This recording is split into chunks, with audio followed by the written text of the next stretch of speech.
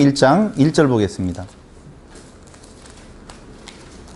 사무엘상 1장 1절. 에브라임 산지 라마다임 소빔에 에브라임 사람 엘가나라 하는 사람이 있었으니 그는 여로함의 아들이요 엘리후의 손자요 도우의 증손이요 숲의 현손이더라로 시작되어지는 사무엘 상하 사무엘서는 총 55장으로 되어져 있습니다. 원래 장절은 붙인 것이기 때문에 없는 건데 상당히 긴 내용이 기록되어져 있습니다. 내용은 뭘로 되어져 있느냐 말씀드렸어요. 인간 아무것도 아니다라고. 하나님 앞에 누가 능히 설 수 있으랴. 섬길 수 있는 존재가 하나도 없다. 하나님의 섬김이 나라의 흥망성쇠에 대한 기준이지, 배경이고 기초지. 인간의 똑똑하고 의롭고 선한이 아니다라고 하는 내용을 지금 말해주고 있다라고 말씀을 드렸어요. 그래서 궁극적으로는 하나님의 섬김의 그 통로되는 누구? 다윗.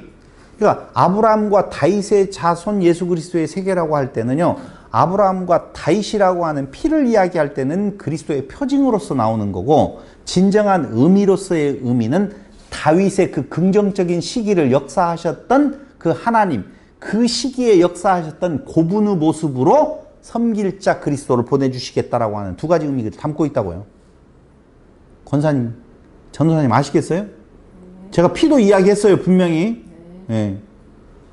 그리스도에 대한 확증으로서의 아브라함과 다윗의 자손이라고 하는 피의 개념도 있지만, 한국에서는 안 된다, 한국인으로서는 메시아가 아니다라고 말하는 것도 있지만, 더 진정한 의미로서의 의미는 다윗이 정말 볼품없는 자로서 선택을 받게 되어지고, 그 볼품없는 자가 내가 왕이 아닙니다라고 하는 고백 속에서 그 왕국이 이루어질 때까지의 어떤 태도, 이해됐어요?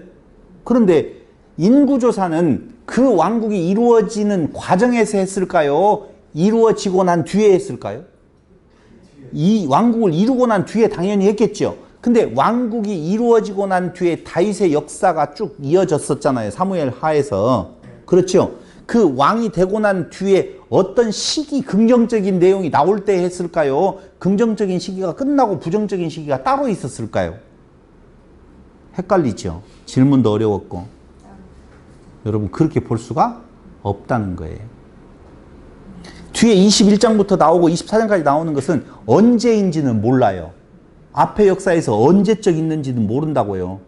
제가 이야기했었잖아요. 이미 흉년이 드는 것은 사울의 잘못으로 인해 흉년이 들었다라고 하는 영향을 미치는 것은 사울 왕 끝과 다윗 왕의 초기 단계지, 그게 뒤에 단계는 아닐 거라는 거예요.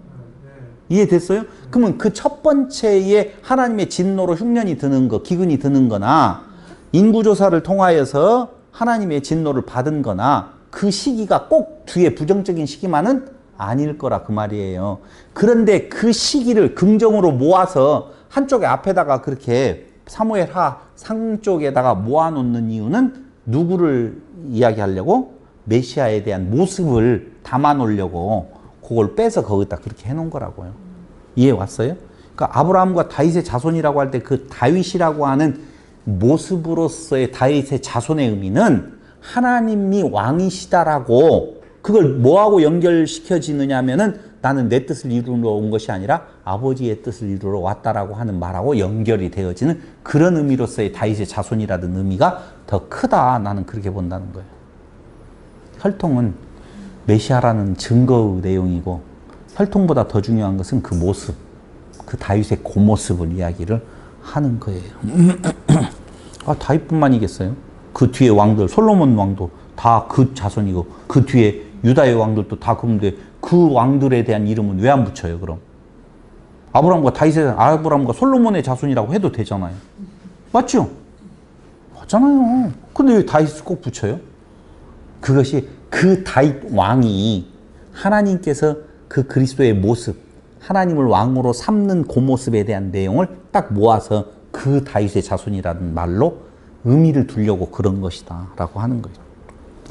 그렇게 시작되어진 사무엘상부터 사무엘하까지 55장인데 이걸 굉장히 복잡하게 보면은 복잡한 사건들의 연속인 것 같지만 간단히 보면 첫 번째 사무엘상 1장 1절로부터 7장 17절까지는 한나와 사무엘에 대한 이야기예요. 그럼 7장 17절까지는 뭐냐면요. 사무엘이 이스라엘을 다스렸다는 거예요. 이게 무슨 정치예요? 신정 정치예요. 사사이면서 선지자이면서 제사장이면서. 그거 이해됐어요? 근데 인간 사무엘의 한계가 8장 1절로부터 2절에 잘 나와 있어요. 보세요. 8장 1절로 2절. 사무엘이 늙음에 그의 아들들을 이스라엘 사사로 삼으니 장자의 이름은 요엘이요 차자의 이름은 아비야라. 그들이 브엘세바에서 사사가 되니라. 그의 아들들이 자기 아버지의 행위를 따르지 아니하고 이익을 따라 뇌물을 받고 판결을 굽게 하니라.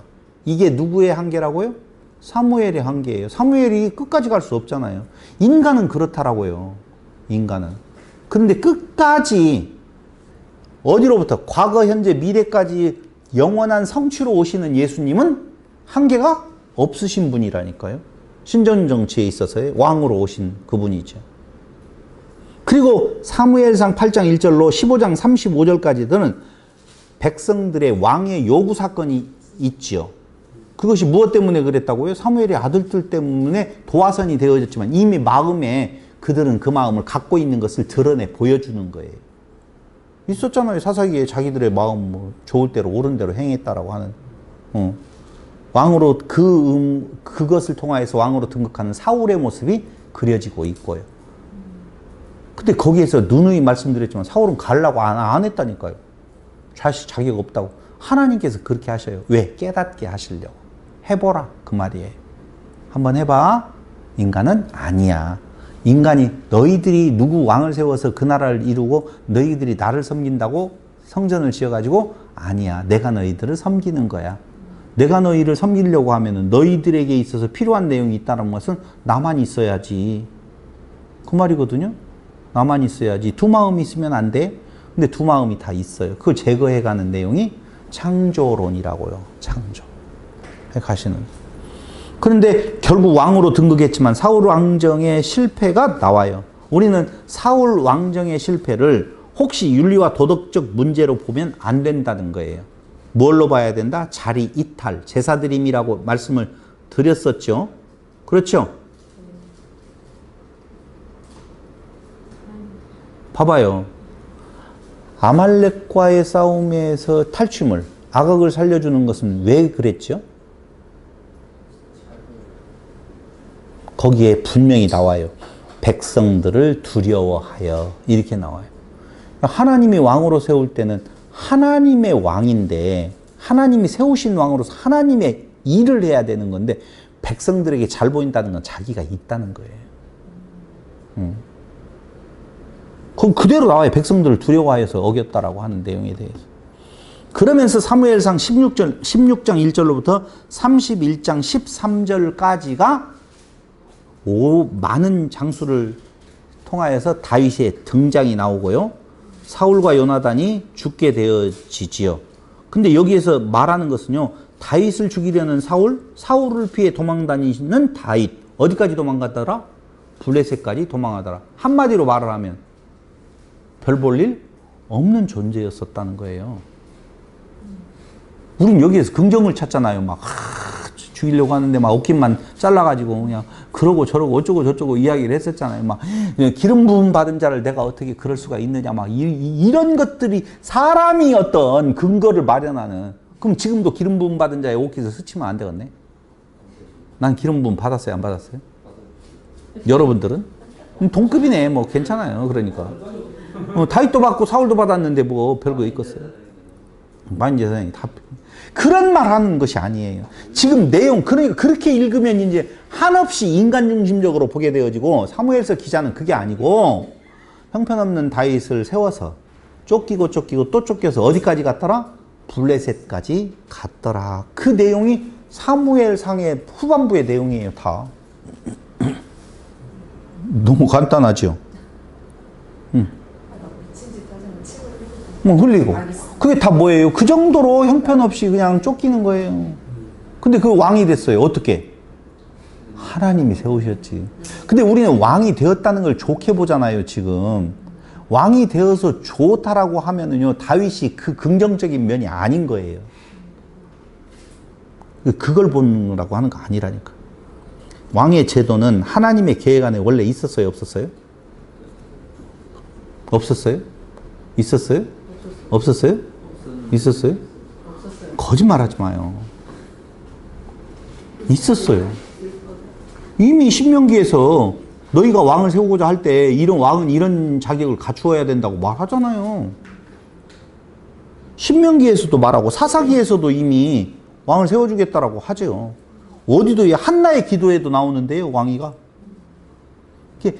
하나님께서 왕의 제도는 하나님 계획 안에 없었다라고 사람들은 거의 생각하는데 그걸 싫어한 하나님은 없는데 인간은 그걸 왕을 세워달라고 해서 하나님 싫어했다고 아니요. 미리 예언했어요. 그게 창조의 과정이라니까. 그 왕의 제도를 통하여서 말하려고 하는 메시지가 있다고요. 그런 의미로서의 왕의 제도는 하나님의 계획 안에 있었던 거예요. 아시겠어요? 그럼 우리는 자꾸 뭘 생각하냐면요. 왕은 하나님과 반대인 줄 알아요. 맞선 줄 안다니까요. 성경이 말하는 것은요. 왕이 어디에 있다는 거예요? 여기에 있다는 거예요. 봐봐요. 우리는 뭐라고 말해요? 왕이라고 하잖아요. 왕 같은 제사장. 그럼 우리는 왕이면 하나님과 맞서요? 이렇게? 아니잖아요. 하나님 안에 왕 같은 제사장으로 있는 거라니까요. 근데 그 자리를 이탈해서 내가 따로 있다라고 생각을 한다니까. 이게 아담이요. 이게 사울이요. 이게 벗어난 다윗이요. 이게 벗어난 바울이요. 이게 벗어난 이은재요. 이게 벗어난 거라고요. 이걸 제거해 간다니까요. 그게 성경 전체의 내용이라니까 지금. 그래서 사무엘 하가 이제 등장을 하게 되는 거예요. 1장 1절부터 8장 18절까지는요. 사울과 요나단의 죽음에 대한 애가가 나오죠. 사울과 요나단이 죽었다는 것을 알고 다윗이 애가를 부르죠. 여러 가지 해석이 나올 수가 있어요. 이렇게 이야기함으로 인하여서 어떻게?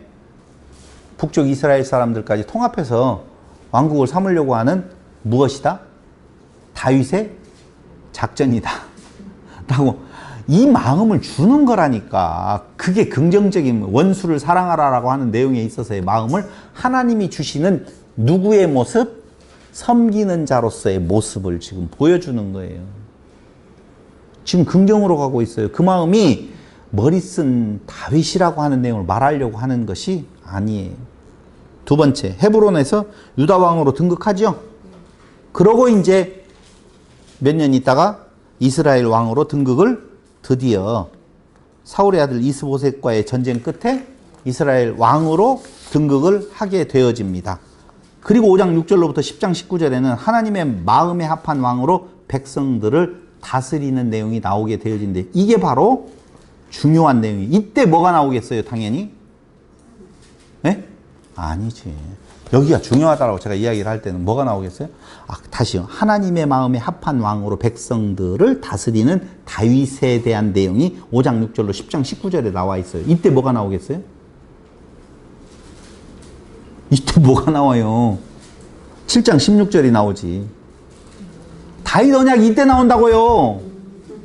이때 나와야 된다고요. 왜? 그 모습이 그리스도의 모습이니까. 예루살렘 정복하고 언약궤를 예루살렘으로 모셔오고. 여러분, 언약궤를 예루살렘 모셔온다는 것은 이 나라의 왕은 하나님 여호와이십니다라고 하는 고백이에요. 그 말이에요.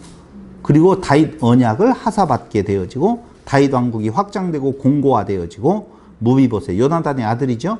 이내가 나오게 되어지고 이런 내용들이 그리스도에 대한 예표적인 모습이라고요. 이게 백성을 섬기는, 하나님을 섬기는, 하나님을 목숨 다해 사랑하고 이웃을 자기 몸과 사랑하는 다윗의 모습. 왕이에요? 왕이 아니에요? 왕인데 왕이 아닌 섬기는 자 모습이에요. 왕은 왕인데 섬기는 자 누구요? 예수 그리스도. 우리가 왕이라고 보면 어떤 자? 섬기는 자. 그 모습이죠. 섬기는 건 뭘로 섬긴다고요? 그리스도로 섬기는 거예요. 그러니까 우리가 뭘 갖다가 아이스크림 사주고 쭈쭈바를 사주고 브라보콘을 맨날 아이스크림만 사주다가 뚱뚱해서 죽겠다. 그런 것이 섬기는 것이 아니라 그리스도를 증거하는 것이 섬기는 거라고. 예수도 뭐 하러 오셨어요? 그리스도 증거하러 오신 거예요. 그리스도 외에 없다. 그리스도가 증거되어지면 그 안에 자기는 자꾸 없어지고 그 그리스도가 우리에게 뭘 주는 거예요? 다윗 시대의 평강을 주는 거죠. 그러면서 사무엘 하 11장 1절로 20장 22절까지 넘어와요. 그게 뭐예요? 다윗 왕정의 위기죠. 뭐 때문에 온다고 그랬어요? 밧세바 사건 때문에. 쫓기고 또 쫓기고. 이해됐어요? 근데 그것은 많은 분량을 차지하고 있지만 10장이라고 하는 내용을 차지하고 있지만 이것은 끝이 있어요. 사함받게 되어져요. 12장 13절에 사함받게 되어지지만 그때에 그에게 오는 징계에 대한 내용이 계속되어질 것에 대한 내용으로 되어져요. 그러면서 사무엘서가 끝이 나는가 했는데 뭐가 나와요? 아니요. 부록이 나온다고요. 근데 그 밧세바 우리아의 사건을 통한 하나님의 진노는 아들 압살롬의 도전이라고 하는 내용으로 아주 잘 표현되어지고 있죠. 이해됐죠? 그러나 그건 인구 개수하는 내용하고는 게임이 안 된다. 그럼 게임이 안 된다는 그게 더 크다는 말이냐? 종합적으로 보면 그런 거다. 자리 이탈 부분에 대한 내용이다. 그래서 사울과 똑같은 누구? 다윗이다. 라고 하는 내용을 말해주고 있는 거예요. 우리는 여담으로 하나 생각을 해볼 수가 있어요. 만약에 성경을 자꾸 인간의 입장에서 사람의 행동에 대한 내용을 문제 삼는다라고 보면 여러분 우리아는 그렇다 치더라도 우리아의 아내 밧세바는 나쁜 년이에요? 좋은 년이에요? 아비가일은요? 말이 안 되잖아요. 자기 남편을 죽음으로 몰아가게 하고 자기는 왕궁에 들어가서 왕비로 있다고? 그런 내용이 아니라고요. 인간을 기준으로 해서 인간을 평가하려고 보면은요, 그 평가해야 될 대상에 대한 내용들이 얼마나 많아요. 거기에. 그것 때문에 문제가 일어나고 그것 때문에 이런 일이 일어났고 이렇게 문제가 이럴 걸 지금 성경에서 말해주려고 하는 것이 아니다 라고 하는 내용이에요. 이스라엘의 왕은 누구시다고요? 여호와 하나님이시다. 왕은 어떤 모습이라고요? 섬김의 모습이다. 그래서 누가 여호와만 섬겨라. 섬길 수 없다. 섬길 수 있는 길로서 룻에 대한 내용이 등장하게 되어지고 이스라엘도 여호와의 섬김으로 말미암아 나라가 이루어졌다. 봐라. 다윗이라고 하는 존재, 형편없는 존재가 왕으로 들어섰지 않느냐. 그럴 때에 어떻게 낮은 자로 오신 누구? 예수 그리스도가 최종적으로 하나님께서 섬겨주시는 섬김의 사역을 하러 이 땅에 오셔서 그 섬김이 뭘로 이루어지느냐? 하나님의 자녀. 무엇 되게 하셔요?